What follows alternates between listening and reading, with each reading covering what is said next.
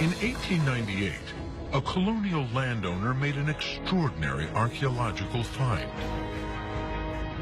perhaps thousands of years old, perhaps even the tomb of the Buddha himself. This film aims to resolve a series of mysteries. Is this little-known monument in northern India really the Buddha's tomb? Is the find genuine? And if it is, who created it and when? For the nearly 400 million Buddhists worldwide, the stakes could not be higher.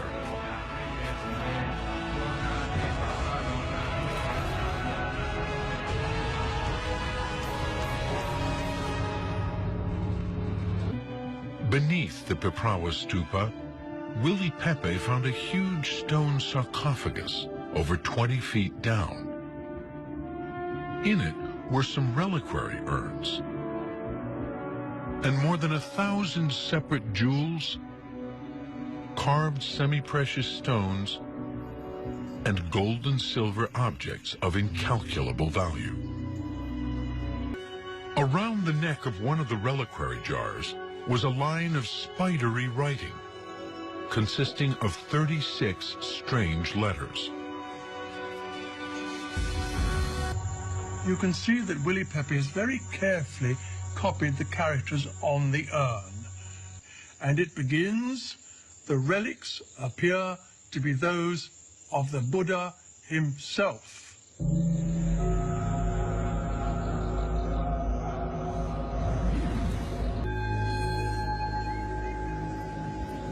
Now, here had been discovered not only some rather wonderful jewels, but also some actual bones and ashes. They'd long wanted to ingratiate themselves with the neighboring state, Siam. So they formally presented the Piprawa ashes and bones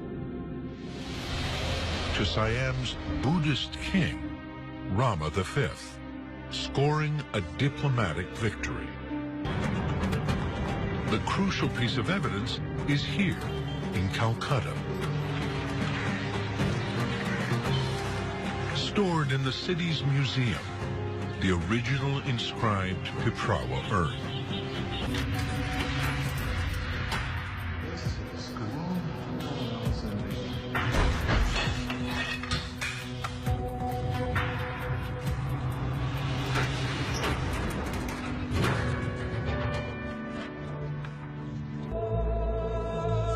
Sukiti bhati nam sabhaginikanam saputta dalanang yang salila nidhane buddhassa bhagavasa sakya. And then he ran out of space and he added 2 letters on top of it, sayanam. Now, for me, Harry, what does that say? This reliquary, which is the reliquary of the Buddha, the lord of the Shakya clan in the Terai. But now, a deeper mystery emerges. According to Harry Falk, the script used for the inscription didn't exist when the Buddha died. And the only comparable urns are from long afterwards, too. At around the age of 80, Buddha set out on his final journey, back to his homeland close to Piprawa. 60 miles short of Lumbini, at Kushinagar, he lay down between 2 trees that suddenly flowered out of season, and he died.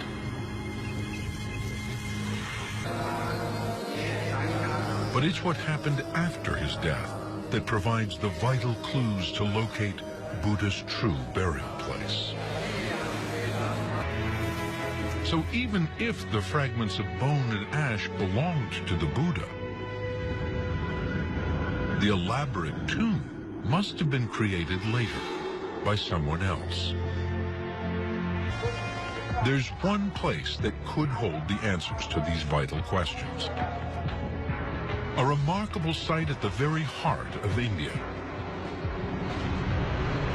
Sanchi, 450 miles away.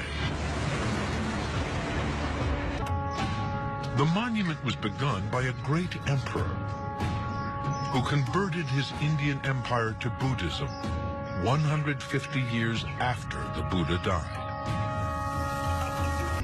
A clue may be found in one of India's earliest languages.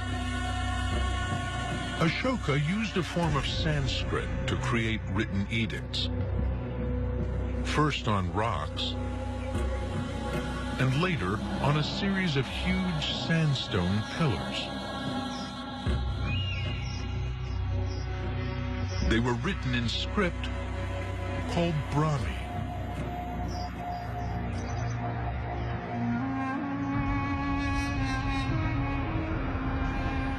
The very script used to make the Piprawa inscription.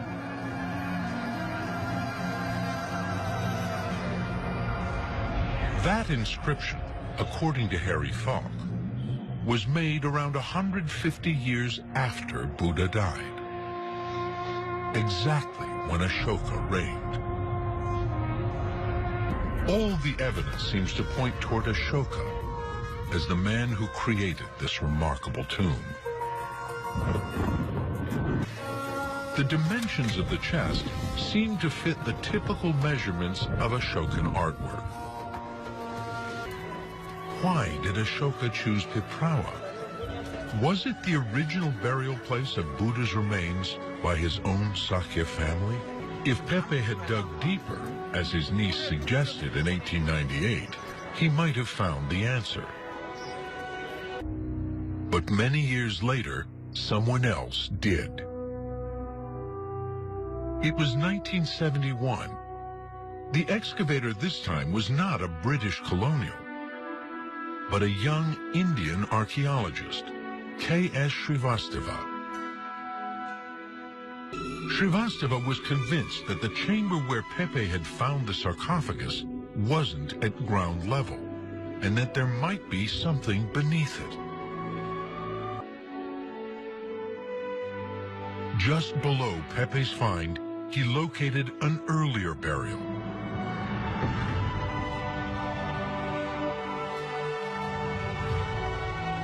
Two small chambers, each with a soapstone casket and some broken redware.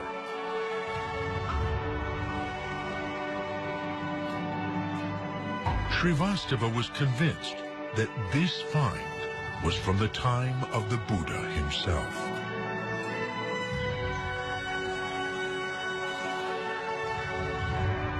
For Charles Allen, it's the final piece of the jigsaw puzzle, suggesting that this lower site was the original Sakya burial place, and that Buddha's ashes were moved from here to the elaborate new tomb above, just as the inscription said. Somebody has come along and disturbed the original ashes, and then he's added his own particular tribute, his offering of all these wonderful jewels.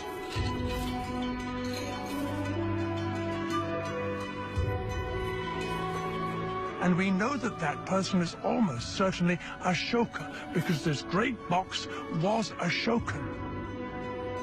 The writing almost certainly added to that inscription is from the time of Ashoka.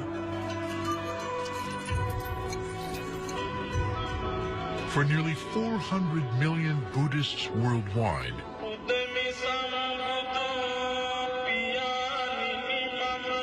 he has confirmed that Piprawa is, in all likelihood, the very place where the Sakyas buried their holy clansmen.